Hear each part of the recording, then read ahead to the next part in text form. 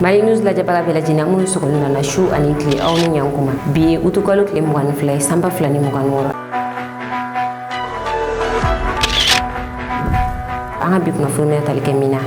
Mali army frapike bamagachu ko amoti marala ni ambore ni no amita lagini ni lagini jamana kuntigi abora ka kuma aka konje goga kuna funu wala wala li amno do kuluka nga kuna funu kono aw bisimila wa kuna funu kono ni talike la kana kuka Mali army operation ke yuwaru alibe moti marala alamsadu utukalo klimu kwa Mali army operation ke ni yoro ko folina Mali army ayira ka foko uyeni operation ke bamagachuka akera bamagachi munuka Mali army ko bamagachi nyemogo do kumbe ala sabula bamagachi nunu ke tukoya ubayira ka foko nu kwa nyemogo do kumbe nyoko fe anga sanfɛ kɛlɛkɛ minɛw ye ni bamagaci ninnu jateminɛ ordre dira u ma u ye farapu kɛ ni bamagaci ninnu kan Mali armée y'a yira k'a fɔ ko farapu in kɛra succès o kɔfɛ Mali armée opération kɛ dandugu joyila mara la Mali armée opération kɛ bamagaciw kan o fɛnɛ kɛra ni an ka sanfɛ kɛlɛkɛ minɛw ye Mali armée y'a yira k'a fɔ bamagaci min kun bɛ nin yɔrɔ kofɔli na kun bɛ bamagaci 200 bɔ ɲɔgɔn bɔ min y'an ka sanfɛ kɛlɛkɛ minɛw ye u ye ni bamagaci ninnu jateminɛ Mali armée ko fɛnɛ ko ɲɛmɔgɔ dɔw fɛnɛ kun bɛ ni bamagaci jɛkulu ninnu cɛla wa de guerre caman kun bɛ bamagaci ninnu bolo Mali armée ka sanfɛ kɛlɛkɛ minɛw ordre dira u ma u ye mugu wuli ni bamagaci ninnu na ni ka u caman bɔnɛ u ni na chef d'état major y'a yira k'a fɔ Mali armée engagélen don ni kɛlɛ in na fo ka taga a ban an ka jamana kɔnɔ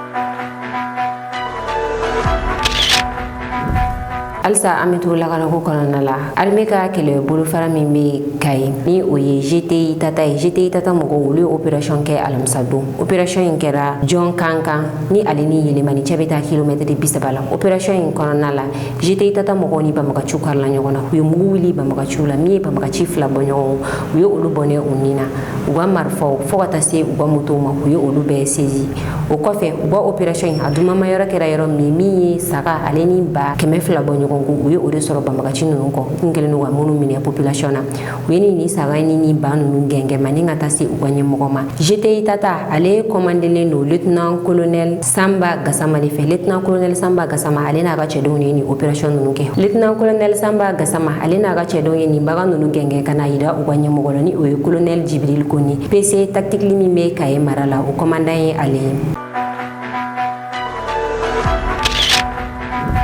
kunnafoni filanan chef d'état-major tara garde nationale la chef d'état-major kabi a sigira général Élysie Jean Ndaw a tara armée de l'air la a tara armée de terre la kunu juma a kun bɛ Tomikɔrɔbugu garde nationale la ni o ye a yɛrɛ jabala ye a tara Tomikɔrɔbugu ka taa bɔ garde nationale ye degun minnu bɛ u kan ani u mago bɛ fɛn minnu na yasa u bɛ se ka baara kɛ a kɛcogo la jamana ye u sigira ka masala kɛ o la chef d'état-major général Élysie Jean Ndaw a y'a yira k'a fɔ garde nationale armée kɔnɔna la jɔyɔrɔba de bɛ u bolo wa u bɛ se ka fɛn caman de kɛ u bɛ gardiya kɛ o dɔrɔn tɛ u bɛ se ka taa terrain kan ka opération mini ko garde nationale bɛ se ka fɛn caman de kɛ Mali armée baara kɔnɔna la a y'a yir'u la k'a fɔ k'u ka continuer ka unité caman former u ka nin baara in kɔnɔna la yasa nafa ka se ka se jamana kɔnɔdenw ma kosɛbɛ général Élysie Jean Ndaw ani garde nationale ɲɛmɔgɔba kura u sigira ka masala garde nationale kɔnɔ ko kan ni o ye général Dawuda Tarawele min ye Fama TV ye ale tun bɛ ni visite in kɛnɛ kan ni a y'a ja caman bila Fama TV ye fɛn minnu fara ɲɔgɔn kan an ka jɛ an k'o lajɛ ɲɔgɔn fɛ. C'est aux environs de 9h30 que le chef d'état-major général des armées, le général de division Élysie Jean Ndaw et sa délégation sont arrivés dans l'enceinte de l'état-major de la garde nationale à Tomikɔrɔbugu. Accueilli par le général de brigade Daouda Traoré, chef d'état-major de la garde nationale, cette visite s'inscrit dans le cadre des tournées d'autorité et des prises de contact avec les grandes unités en vue de partager sa vision pour l'atteinte des objectifs. Je suis ce matin à la garde nationale du Mali pour prendre contact avec les PC d'état-major et puis les cadres aussi, donc le staff, pour échanger sur certains sujets. C'est vrai, c'est dans le cadre d'autorité que j'ai entamé depuis ma prise de commandement. J'ai commencé par l'armée de terre, l'armée de l'air, puis aujourd'hui sur la garde nationale, pour essentiellement partager ma vision avec l'état-major de la garde nationale, recueillir les attentes et puis les prises et les orientations que j'attends d'eux. Alors, j'aimerais préciser que la garde nationale bénéficie quand même d'une certaine flexibilité, d'une certaine adaptabilité, d'une certaine polyvalence, donc, qui me permettront donc, de contribuer donc, à cette vision qui est essentiellement, je dirais, orientée vers l'autonomie opérationnelle, l'autonomisation de nos capacités donc, de combat, Et je suis sûr que la garde nationale pourra jouer donc un rôle important dans ce sens-là, aux côtés bien sûr des autres armées. Après un bref entretien avec le chef d'état-major de la garde nationale et ses collaborateurs, le chef d'état-major général des armées a surtout insisté sur la cohésion, la discipline et les dons de soi. J'ai tenu aussi à donner quelques orientations précises pour dire que j'attends non seulement un engagement ferme, mais aussi de la cohésion. La cohésion au sein de nos troupes. J'ai produit des conseils en termes de leadership. Je donne aussi d'autres conseils qui permettront, je suis sûr, donc, à l'état-major de la garde nationale de jouer pleinement sa partition dans les cadres des opérations. Alors, leur mission, comme je l'ai précisé, est de recruter, de former, d'encadrer et de préparer pour les opérations. Donc, nous attendons d'eux de fournir aux opérations des unités mieux préparées, des unités adaptées au contexte opérationnel, donc à la situation sécuritaire dont on fait face. Et leur contribution, je suis sûr, ne manquera pas donc, dans ce sens-là. J'ai trouvé devant moi des hommes engagés, des hommes décidés, des hommes déterminés, en tout cas à contribuer à la mission qui nous a été confiée, celle de sécuriser notre pays, de faire en sorte que la liberté d'action à tous les niveaux, elle soit optimisée. Donc vraiment, je trouve des gens vraiment engagés, des hommes qui ont le sens de la mission, qui ont compris ce qui est attendu d'eux et qui sont prêts aussi à intervenir.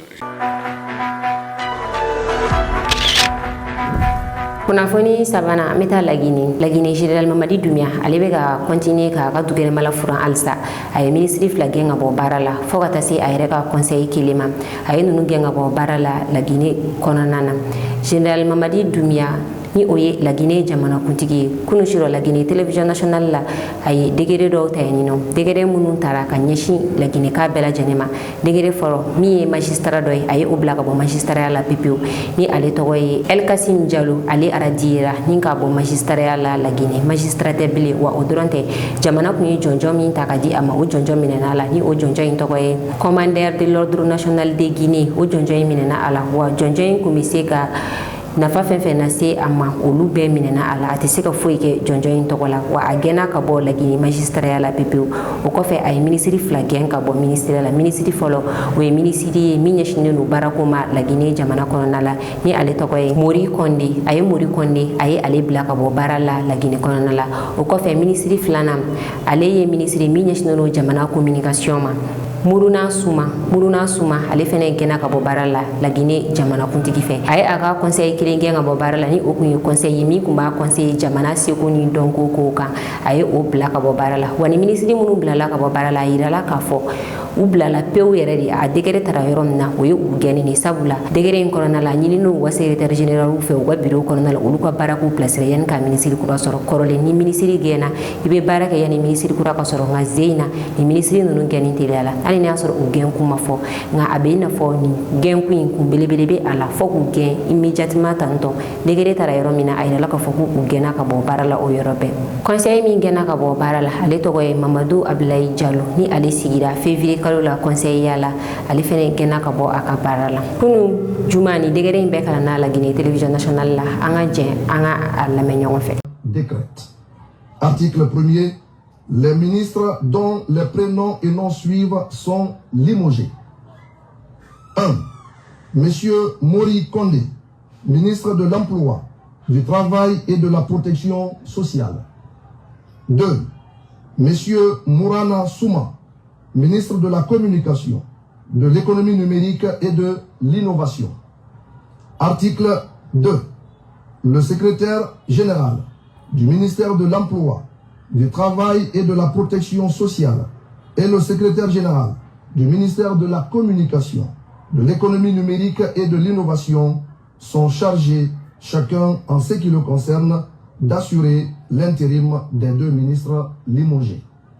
Article 3. Le présent décret, qui abroge toutes dispositions antérieures contraires, prend effet à compter de la date de sa signature et sera enregistré et publié au journal officiel de la République. Conakry, le 21 août 2026, signé président. An y'a fɔ général Mamadi Doumbia ale bɔra ka sɛbɛntiya Mali News ye nin kunnafoni di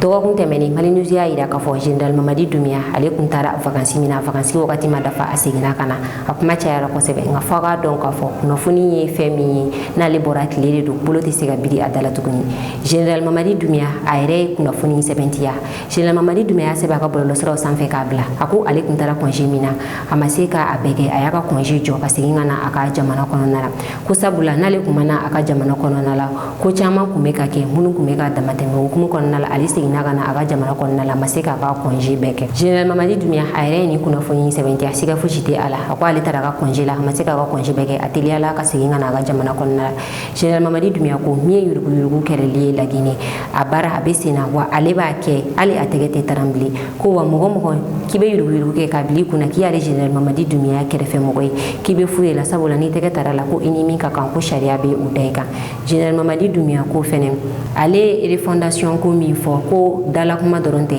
ko kan ka lawaleya ko wa a bɛna lawaleya Laginɛ jamana kɔnɔ k'a baaraw bɛ sen na refondation in kɔnɔna la baara caman de bɛna kɛ Laginɛ wa a baara ninnu b'a to Laginɛ ka bɛɛ bɛ jɛ ka ɲɔgɔn minɛ wa Laginɛ sɔrɔ bɛ se ka kɛ Laginɛ ta ye. Général Mamadi Doumbouya a ye nin kuma ninnu fɔ a ka message kɔnɔ a ye message min kɛ ka bila bɔlɔlɔsiraw sanfɛ a ka nin congé ko in kan i n'a fɔ Mali News y'a fɔ aw ɲɛna an ka dɔgɔkun tɛmɛnen kunnafoniw na cogoya min na. Général Mamadi Doumbouya y'a yira k'a fɔ sous-préfecture 12 kun bɛ yen olu kɛra préfecture ye préfecture 2 kun bɛ yen ko olu yɛlɛmana ka kɛ région ye ni o ye Sigiri ale ni Beyila olu dugu 2 olu kɛra région ye Laginɛ. Kunnafoni na famille kuturu kelen olu bɔnɛna u ni na bi famille kuturu kelen bɛɛ fagara ɲɔgɔn fɛ bi sɔgɔmada in na Hindu fɛ yen nɔ ka sababuya kɛ téléphone ko ye ni famille ninnu fagara direct de la ɲɔgɔn fɛ ni ja ninnu bɔra bi sɔgɔmada in na ja in ni mɔgɔw choqué kosɛbɛ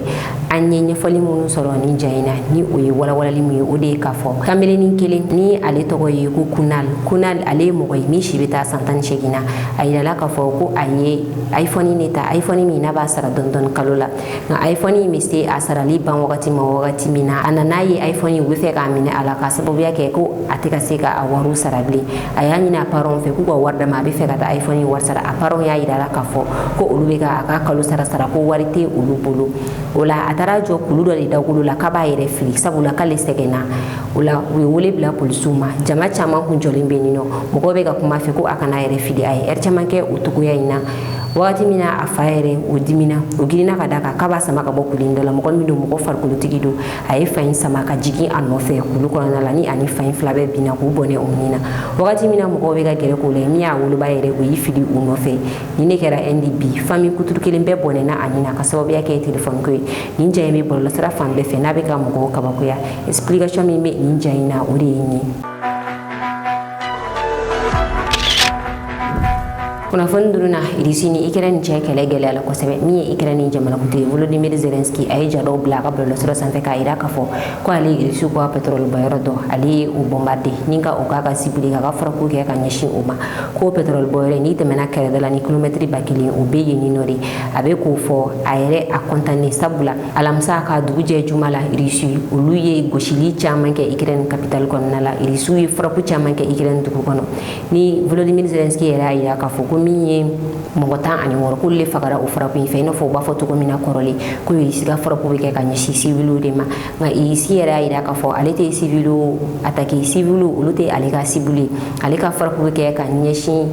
Ukrainiens u ka armée dagayɔrɔ de ma ani u ka arme bɔyɔrɔ ko wa ale ka frappe bɛna kɛ ka ɲɛsin minnu ma désormais o de bateau minnu bɛ na ni arme ye ka na n'a ye Ukraine ale ka frappe caman bɛna kɛ ka ɲɛsin olu de ma irisi y'a yira k'a fɔ kɛlɛ in ni a bɛ ka dabɔ Ukraine civiliw de kama ko sisan b'a sɔrɔ kɛlɛ in banna pewu ko nka ale ka kɛlɛ dabɔlen tɛ o kama kɛlɛ in dabɔlen don u ka militaires dagayɔrɔ ani u ka arme bɔyɔrɔ kɛlɛ in dabɔlen don olu de kama an y'a dɔn ko an ka kunnafoni kɔnɔ min ye Volodymyr Zelensky k'a wulila ka taa OTAN ka ɲɔgɔn ye la a y'a ɲini OTAN jamanaw fɛ k'a mago bɛ système na min bɛ se ka irisi ka misilu kunbɛn nka kabi juillet kalo la da kun ma don o kuma la nka frappe min kɛra alamisa tɛmɛnen min ye Emmanuel Macron ale bɔra ka kuma a y'a yira k'a fɔ u bɛna système ninnu labɛn ni k'a di Volodymyr Zelensky ma nka système minnu bɛ ka di u ma tantɔ ko ka Ukrainiens ka misilu lajɔ a bɛna se k'a lajɔ wa ni min bɔra nin ko in na minnu dɔ tulo kan ka kunnafoni nataw la.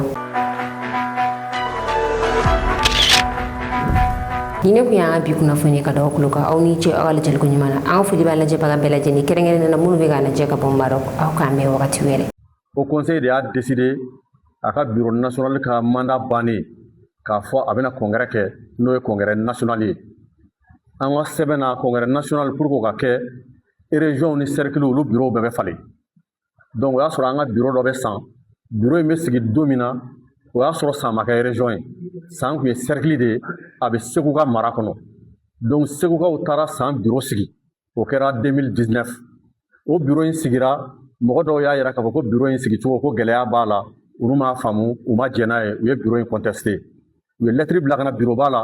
bureau ba ye délégation wuli ka taa Segu ka san groupe 2 bɛɛ wele k'u sigi Segu u n'u kumara ka bureau in sigicogo lajɛ ayiwa ka sɔrɔ ka ko di Segu ma Segu aw de ka région mɔgɔw don a ye ko in gérer ayiwa silamɛya tilennenya ani ladiriya kan Segu bureau ye mɔgɔw bila ka taa san ka taa ko in sɛgɛsɛgɛ ka a ɲɛdɔn o déléguéw nana u ye rapport min di Segukaw ma Segukaw ye bureau min sigira u y'a reconni ka ci bila ka na anw fɛ yan Bamakɔ anw statera kan k'a lajɛ Segukaw ye bureau min reconni n'a kɛra jɛlenya ani tilennenya kan an y'a ye ka sɔrɔ basi foyi tɛ bureau in na donc anw fana ye bureau in reconni n'o président ba o don n'o tun ye Mulayi Tarawele ye donc a reconni a ye san 5 kɛ baara la o conseil kɔnɔna la minnu ma sɔn ni bureau ye olu sen bɔ baara la ɔ bureau renouvellement yɛlɛmalen ni san kɛra région ye o conseil ye décision ta k'a fɔ bureau n'o kun ye cercle ye n'a sigira cercle ya la mais n'o cercle yɛlɛmara ka kɛ région ye an ka région bureau sigi kalifa olu la parce que bureau régional de bɛ bureau sigi cercle bɛɛ la ka sɔrɔ ka na région ta sigi komi région kuraw cercle kɔrɔ dɔw dir'u ma cercle kura dɔw bɛ bureau ma sigi olu la donc région cercle minnu kun ye bureau minnu kun ye cercle ye n'u kɛra région olu ka tɛmɛ ni région baaraw ye an ye lettre sɛbɛn k'a ci bureau bɛɛ lajɛlen ma minnu b'o lahalaya la i n'a fɔ Kita i n'a fɔ Buguni i n'a fɔ San yɛrɛ i n'a fɔ Kucala i n'a fɔ Douanzan olu n'a ɲɔgɔnnaw donc san ka bureau min bɛ yen an n'u ye baara kɛ ɲɔgɔn fɛ bureau national ye lettre ci u ma lettre min b'a yira k'a fɔ ko conseil national a ye congrès date fixé nin don ani nin don ka tila ka lettre wɛrɛ ci u ma k'a f'u ɲɛna bureau national y'u bila baara la u ka san bureau sigi o bureau sigi kɔnɔna la mɔgɔ dɔw y'u plaint tugun san faamaw y'an wele k'a daminɛ gouverneur la ka jigin k'a fɔ min ye san bureau sigili ye régional an k'o to yen fɔlɔ an ka taa cerclew bɛɛ bureau sigi donc an ye san bureau sigi bɔ a ma ka ci bila ka taa an ka bureau min bɛ san n'a président ye Mulayi ye ka ci don a bolo a ye taa cerclew bɛɛ sigi a ye bureau de région ta to yen ɔ cerclew bɛɛ sigilen k'a ban o cercle déléguéw de nana fara ɲɔgɔn kan ka na bureau régional an ye date kura f'u ɲɛna u ka bureau régional sigi o date la o bureau régional date selen association damadɔ ye lettre ci anw ma Bamakɔ yan k'a fɔ ko bureau min bɛ ka baara kɛ k'olu ma jɛn ni o bureau in ka baara ye an y'a yir'u la o bureau de ye san o conseil islamique ɲɛmɔgɔya bureau ye n'a yɛrɛ ko n'a kabiri don jan an b'a ɲini aw fɛ a ye taa n'u ka congrès kɛ ɲɔgɔn fɛ fɛn o fɛn ye congrès sariya tilennenya ladiriya bureau national ɲi sisilen b'a kan n'a sariya sɔsɔra an tɛ jɛn n'a ye donc u taara u ye bureau sigi o cogo la bureau sigilen kɔ ka ban o association dɔw murutira k'a fɔ k'u tɛ bureau reconni u bɔra san ka na anw fɛ Bamakɔ yan an n'u sigira an ye réunion kɛ bureau sigira ni sariya minnu ye an y'o sariya bɛɛ ɲɛf'u ɲɛna délégué minnu taara bureau sigi la o conseil tɔgɔ la ka taa observer n'o ye observateur ye olu nana ni rapport min ye k'o rapport bɛɛ ɲɛf'u ɲɛna san faama minnu tun bɛ kɛnɛ kan k'o bɛɛ f'u ɲɛna an ko bi bureau national la a ye san bureau reconni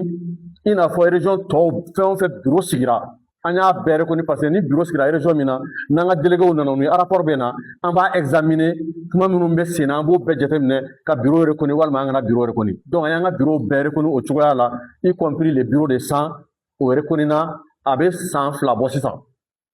ɔ conseil n'an balila ka na mɛn k'u ye san o conseil islamique président wele tribunal la